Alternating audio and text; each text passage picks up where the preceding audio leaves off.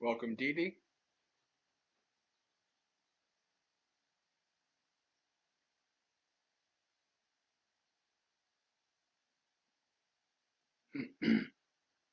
Namo tassa bhagavato arahato samma sambuddhassa. Namo tassa bhagavato arahato samma sambuddhassa. Namo tassa bhagavato arahato samma sambuddhassa. Apicchasayang Dhammo Nyayang Dhammo Mahicchasa Satuttasayang Dhammo Nyayang Dhammo Asantuttassa Pavivittasayang Dhammo Nyayang Dhammo Sanganikara Massa Aradhaviryasayang Dhammo Nyayang Dhammo Kusitassa Upatittasatayang Dhammo Nyayang Dhammo Muttasatissa Samahittasayang Dhammo Nyayang Dhammo Asamahitassa Panyavato Ayang Dhammo Nyayang Dhammo Dupanyassa Nippaparananchara Masayang Dhammo Nippapancharatino Nyayang Dhammo Papancharamassa Papancharitino. English?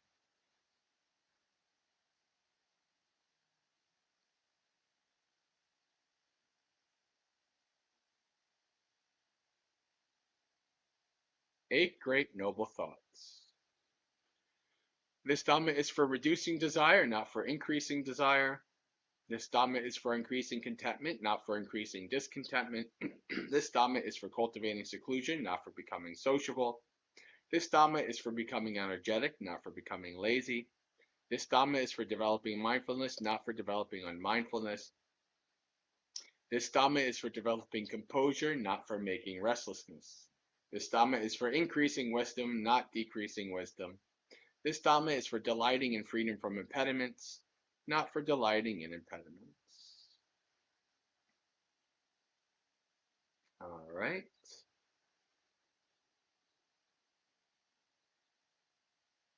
Welcome, Michelle.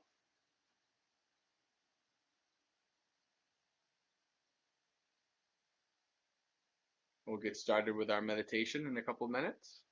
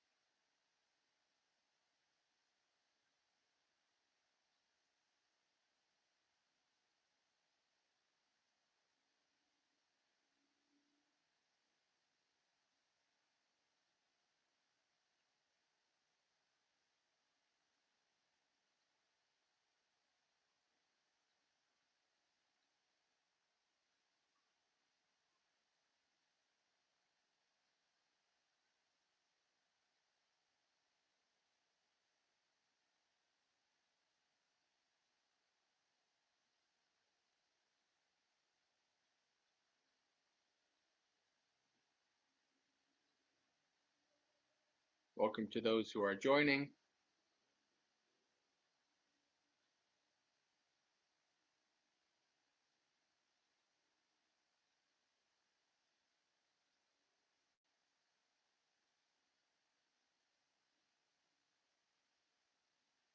All right. I think we can get started with our meditation. I don't think anybody here, at least nobody who's said anything in the chat, is brand new.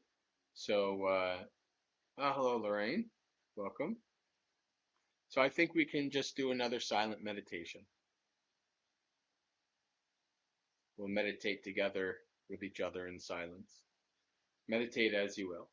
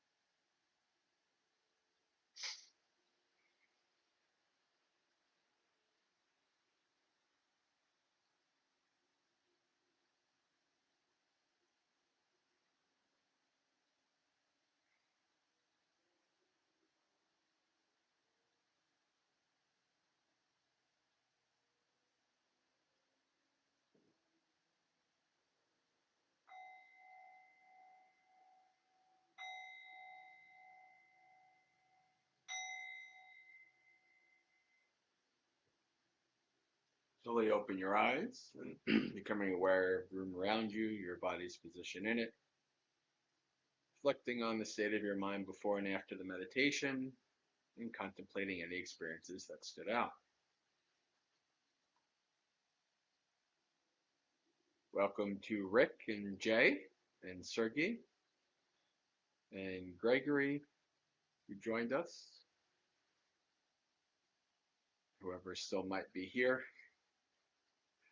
All right, friends. Well, it is time for the Festival of Dhamma with the Makaseka community that happens every Monday night. It's time for Dhammapalooza, where we do a variety of different Dhamma-related activities. We just did some chanting, we did some meditation. Now we might have questions. You might have a topic you'd like me to give a talk on. We could read a sutta. There's a few different things that can happen. So let's see what we have in the chat.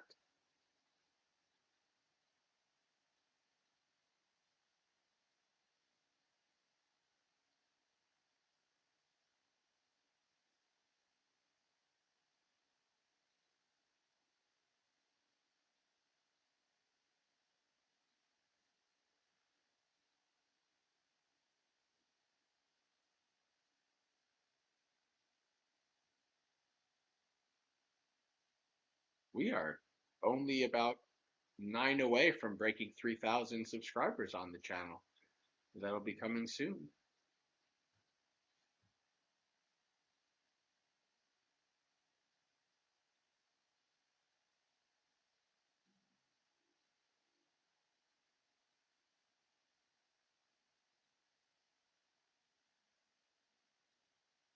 Hello, Maria. Welcome.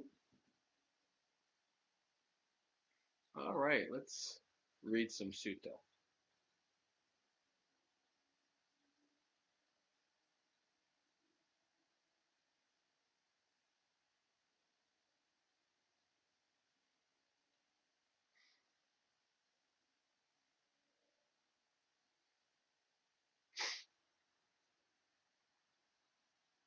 If you have any questions while I'm reading, you can just type them in the chat. I do check the chat occasionally as I'm going through the sutta. The longer discourse on the cowherd. So I have heard, at one time the Buddha was staying near Savatthi in Jeta's Grove, or Nathapindika's monastery. There the Buddha addressed the mendicants. Mendicants, venerable sir, they replied. The Buddha said this: Mendicants, a cowherd with 11 factors can't maintain and expand a herd of cattle.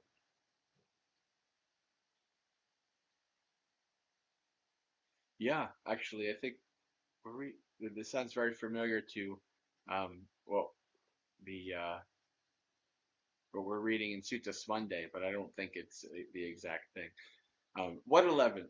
It's when a cowherd doesn't know form, is unskilled in characteristics, doesn't pick out flies' eggs, doesn't dress wounds, doesn't spread smoke, doesn't know the ford, doesn't know satisfaction, doesn't know the trail, is not skilled in ranges, milks dry, and doesn't show extra respect to the bulls, who are fathers and captains of the herd.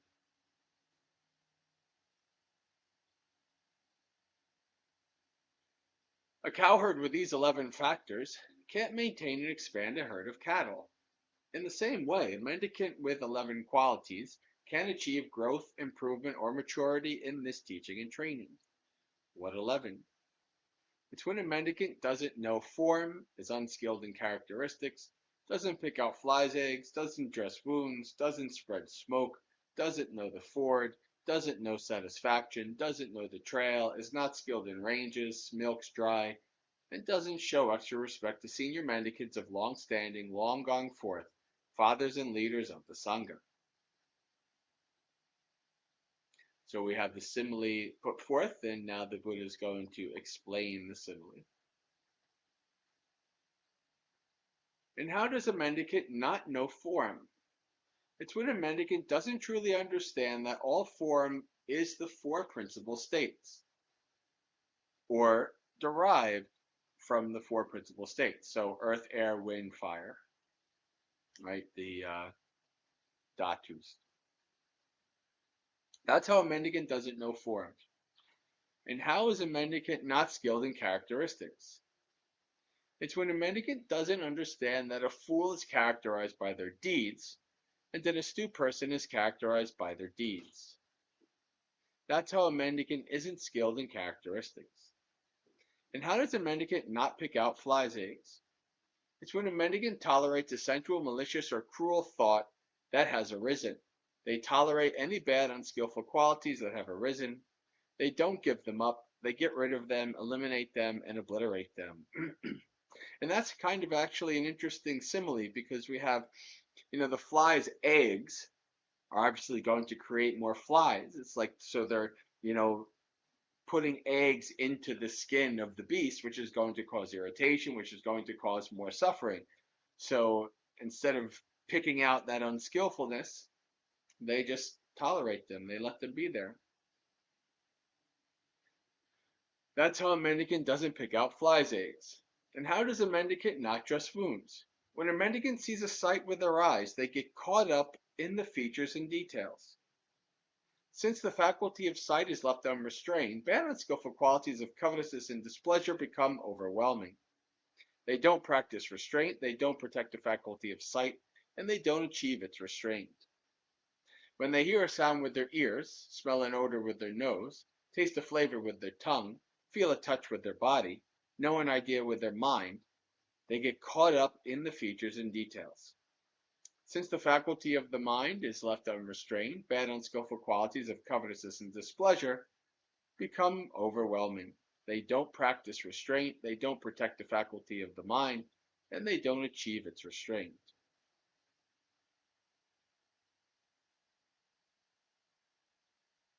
That's how a mendicant doesn't dress wounds. And how does a mendicant not spread smoke? It's when a mendicant doesn't teach others the Dhamma in detail as they learned and memorized it. That's how a mendicant doesn't spread smoke. And how does a mendicant not know the ford? It's when a mendicant doesn't, from time to time, go up to these mendicants who are very learned, inheritors of the heritage, who have memorized the teachings, the monastic law, and the outlines, and ask them questions. Why, sir, does it say this? What does that mean?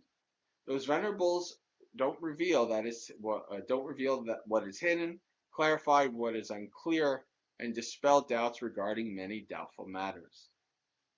That's how a mendicant doesn't know the ford. And how does a mendicant not know satisfaction?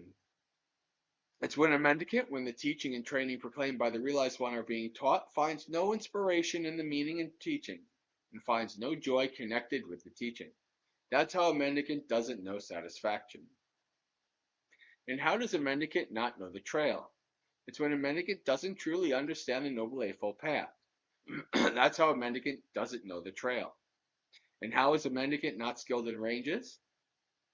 It's when a mendicant doesn't truly understand the 4 kinds of mindfulness meditation. That's how a mendicant is not skilled in ranges.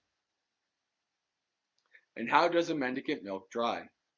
It's when a mendicant is invited by a householder to accept robes, alms, food, lodgings, medicines as applies for the sick, and that mendicant doesn't know moderation in accepting. That's how a mendicant milks dry. And how does a mendicant not show extra respect for senior monastics of long standing, long gone forth fathers and leaders of the Sangha? It's when a mendicant doesn't consistently treat senior mendicants of long standing, long gone forth fathers and leaders of the Sangha with kindness by way of body, speech, and mind, both in public and in private. That's how a mendicant doesn't show extra respect to senior mendicants of long standing, long gone forth fathers and leaders of the Sangha. A mendicant with these 11 qualities can achieve growth, improvement, or maturity in this teaching and training. A cowherd with 11 factors can maintain and expand a herd of cattle. What 11? It's when a cowherd knows form, is skilled in the characteristics of picks out flies, dresses wounds, spreads smoke, knows the ford, knows satisfaction, knows the trail, is skilled in ranges, doesn't milk dry, and shows extra respect to the bulls, who are fathers and captains of the herd. A cowherd with these 11 factors can maintain and expand a herd of cattle. In the same way, a mendicant with 11 qualities can achieve growth, improvement, and maturity in his teaching and training. What 11? It's when a mendicant knows form, is skilled in characteristics, picks out flies' eggs, dresses wounds, spreads smoke, knows the ford, knows satisfaction, knows the trail, is skilled in ranges, doesn't milk dry, and shows extra respect to senior mendicants of long standing, long gone forth, fathers and leaders of the Sangha. And how does a mendicant truly know form? It's when a mendicant truly understands that all form is the four principal states, or form derived from the four principal states. That's how a mendicant knows form. And how is a mendicant skilled in characteristics? It's when a mendicant understands that a fool is characterized by their deeds, and an astute person is characterized by their deeds. That's how a mendicant is skilled in characteristics. And how does a mendicant pick out flies' eggs? It's when a mendicant doesn't tolerate a sensual, malicious, or cruel thought that has arisen. They don't tolerate any bad, unskillful qualities that have arisen, but giving them up, get rid of them, and eliminate them, and obliterate them.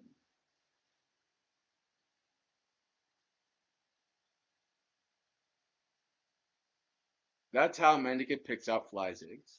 And how does a mendicant dress wounds? When a mendicant sees a sight with their eyes, they don't get caught up in features and details.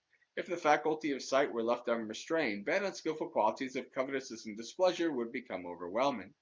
For this reason, they practice restraint, protecting the faculty of sight, and achieving its restraint. When they hear a sound with their ears, smell an odor with their nose, taste a flavor with their tongue, feel a touch with their body, know an idea with their mind, they don't get caught up in features and details. If the faculty of mind were left unrestrained, bad and skillful qualities of covetousness and displeasure would become overwhelming. For this reason, they practice restraint, protecting the faculty of mind and achieving its restraint. That's how a mendicant dresses wounds. And how does a mendicant spread smoke? It's when a mendicant teaches others the Dhamma in details as they learned and memorized it. That's how a mendicant spreads smoke. And how does a mendicant know the ford? It's when from time to time a mendicant goes up to those mendicants who are very learned, inheritors of the heritage, who have memorized the teachings, monastic law and outlines, and asks them questions. What, sir? Does it say, why, sir, does it say this? What does this mean? Those venerable reveal what is hidden, clarify what is unclear, and dispel doubt regarding many doubtful matters. That's how a mendicant knows the ford. And how does a mendicant know satisfaction? It's when a mendicant, when the teaching and training proclaimed by the realized ones are being taught, finds inspiration in the meaning and the teaching, and finds joy connected with the teaching. That's how a mendicant knows satisfaction. And how does a mendicant know the trail? It's when a mendicant truly understands the Noble Eightfold Path. That's how a mendicant knows the trail. And how is a mendicant skilled in ranges? It's when a mendicant truly understands the four kinds of mindfulness meditation. That's how a mendicant is skilled in ranges. And how does a mendicant not milk dry? It's when a mendicant is invited to a householder to accept robes, alms, food, lodging, medicines, or supplies for the sick, and that mendicant knows moderation and accepting. That's how a mendicant doesn't milk dry. And how does a mendicant show extra respect to senior monastics of long standing, long gone forth, fathers and leaders of the Sangha? It's when a mendicant consistently treats senior monastics of long standing, long gone forth, fathers and leaders of the Sangha with kindness by way of body, speech, and mind, both in public and private. That's how a mendicant shows extra respect to senior monastics of long standing, long gone forth, fathers and leaders of the Sangha. A mendicant with these 11 qualities can achieve growth, improve in maturity in the teachings and trainings. This is what the Buddha said. Satisfied, the mendicants approved of what the Buddha said.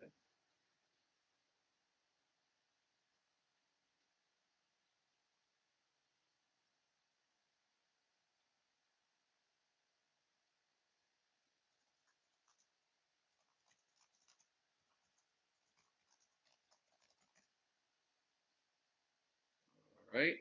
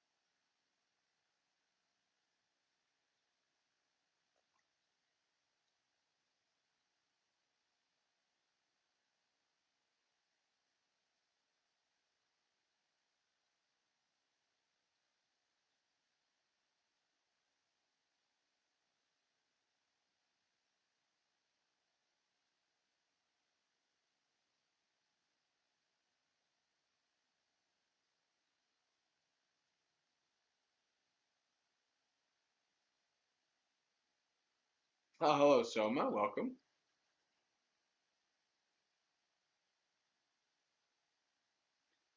Four kinds of mindfulness meditation is Satipatthana, Didi, the foundations of mindfulness. Any questions, comments about that sutta?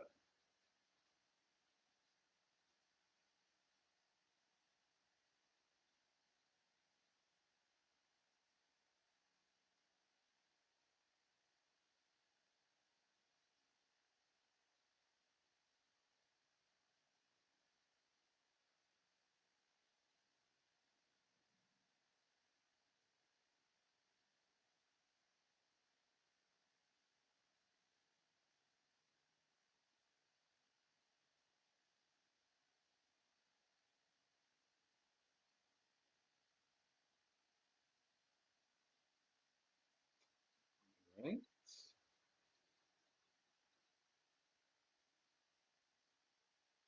Why don't we read some verses of Tarigata and Tarigata?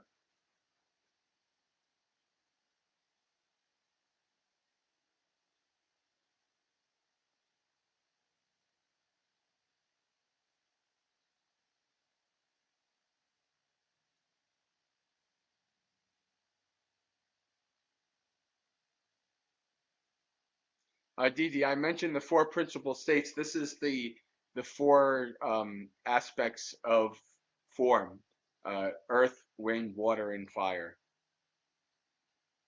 which you can also see in the Satipatthana Sutta. All right. Tarigata, verses of the senior bhikkhunis. Gutta, you have given up your child, your wealth, and all that you love. Foster the goal for which you went forth. Do not fall under the mind's control. Beings deceived by the mind, playing in Mara's domain, ignorant they journey on, transmigrating through countless rebirths. Sensual desire and ill will and substantialist view, misapprehension of the precepts and observances, and doubt as the fifth. O nun, when you have given up these lower fetters, you won't come back to this world again. And when you're rid of desire, conceit, ignorance, and restlessness, having cut off the fetters, you'll make an end to suffering. Having wiped out transmigration and fully understood rebirth, hungerless in this very life, you'll live at peace. Vijaya.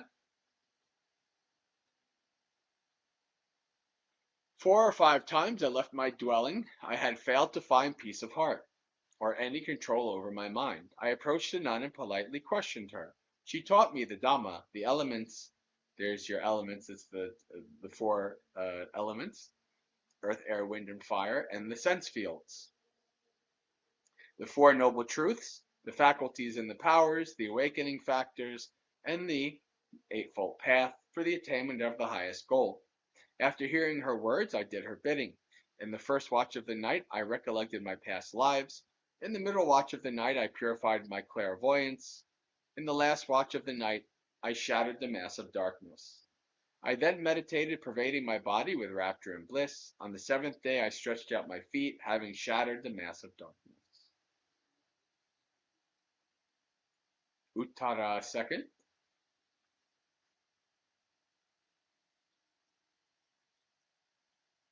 Taking a pestle, young men pound grain, providing for partner and child. Young men acquire wealth. Working at the Buddha's bidding, you won't regret it. Having quickly washed your feet, sit in a discreet place to meditate. Establish the mind, unified and serene. Examine conditions as alien, not as self.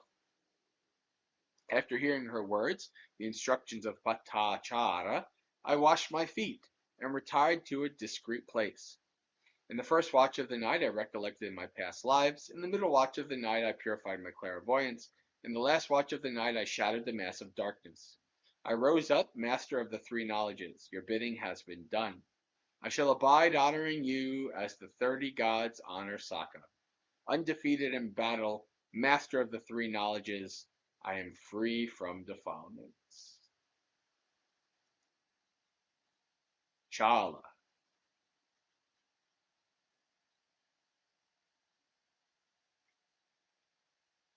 As a nun with developed faculties, having established mindfulness, I penetrated that peaceful state, the blissful stilling of conditions. In whose name did you shave your head? You look like an ascetic, but you don't approve any creed. What do you wander as if lost? Why do you wander as if lost? Followers of other creeds rely on their views. They don't understand the Dhamma, for they are no experts in the Dhamma. But there is one born in the Sakyan clan, the unrivaled Buddha. He taught me the Dhamma for going beyond views. Suffering, suffering's origin, suffering's transcendence, and the Noble Eightfold Path at least the stilling of suffering. After hearing his words, I happily did his bidding. I have attained the three knowledges and fulfilled the Buddha's instructions. Relishing is banished in every respect, and the mass of darkness is shattered. So know this, wicked one, you're beaten, Terminator. All right. Let's share some Taragata.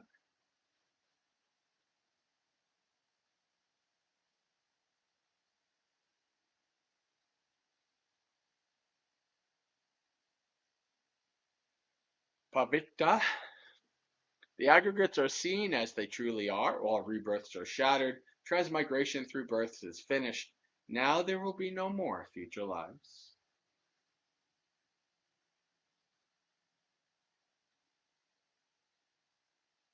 Arjuna. I was able to lift myself from the water to the shore. While being swept away by the great flood, I penetrated the truths. Devasabha.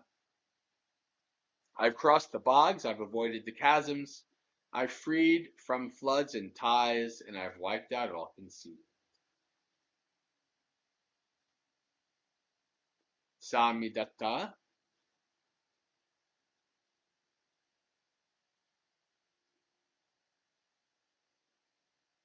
The five aggregates are fully understood. They remain, but their root is cut, meaning that he's in his final body. So they are still, the final body, the aggregates of the final body are still there, but the root is cut. So this is the last one. Transmigration through births is finished. Now there'll be no more future lives.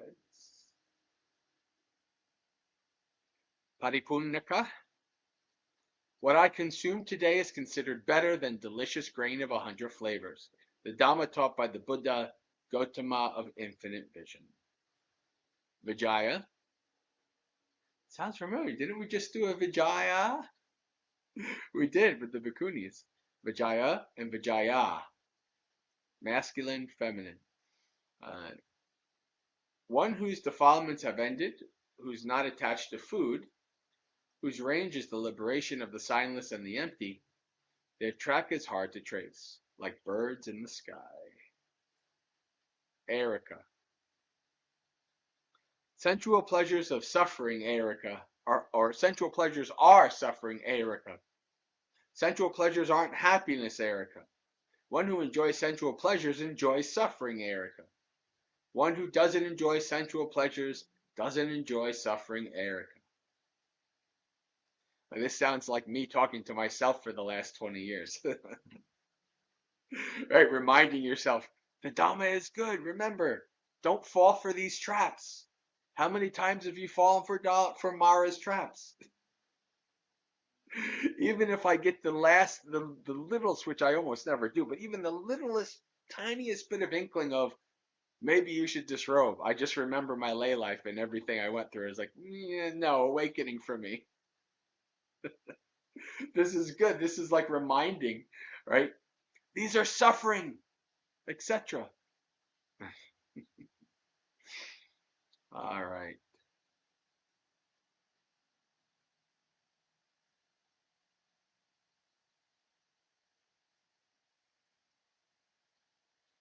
Okay.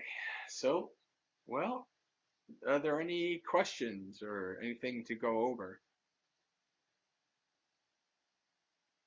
Because if not, I think we'll call it a night.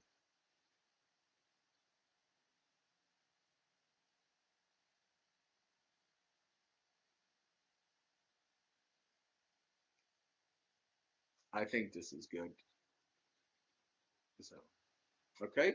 Well, Suki Hotu, may you be happy and at ease, practice well and be well, and may you have a spiritually successful and peaceful practice until we meet again, which, if I'm alive, should be next Monday for another Dhammapalooza. So, have a good week.